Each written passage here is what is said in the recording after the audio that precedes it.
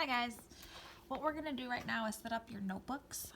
It's going to be a little bit easier than the last notebook that you set up, as you can see that there's only 2 tabs over here. On the front of your notebook, if you can, I want you to write that this notebook will be for historical fiction book clubs and also your dystopian book clubs that will come at the end of the year. You also should put your name on it somewhere. So I put my name on the middle. You can also choose to put your name on the inside cover. That way if it gets lost, you are able to hopefully get it back. So the first page you guys are going to do is I want you to write down your wish list. So books that sound good or my wish list. The other day, so yesterday, you guys had a piece of paper. I can't find an extra copy right now. But you guys wrote down book titles that sounded good. If at this time you could take that piece of paper, fold it in half, glue the backside and paste it here. Otherwise, if you want to, you can copy down the title and author on this page. Okay, so I'm going to give you a couple minutes to do that.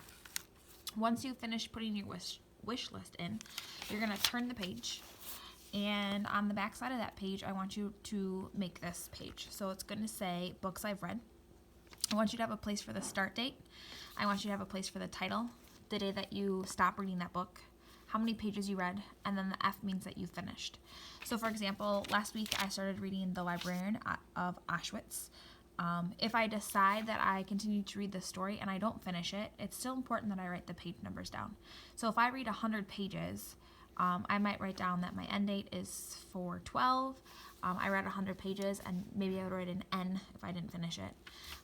When I do finish it, which my plan is to finish it, I would write down that I read 423 pages and a Y for yes, I finished it. So this is a place that I want you to keep track of the books that you read.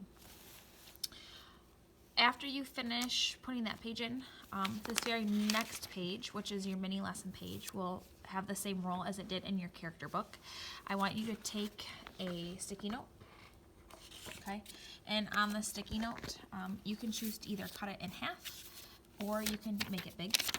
And I want you to write mini lessons on the tab and you're gonna stick it on that first page. Okay, so ultimately this would say mini lesson. The second sticky note is going to say reflections and that's gonna come next. So in your mini lessons, I want you guys to count 10 pages. So you should have 10 pages in the middle, which gives you about 20 pages front and back. And then the next is going to be a reflection tab. And you don't need to count any pages back. When we get done with this section for your notebook for historical fiction, we will end up putting it in a new mini lesson and then we'll continue from there. So that's how I want you to set up your notebook. If you could do that now, that's great. Thank you.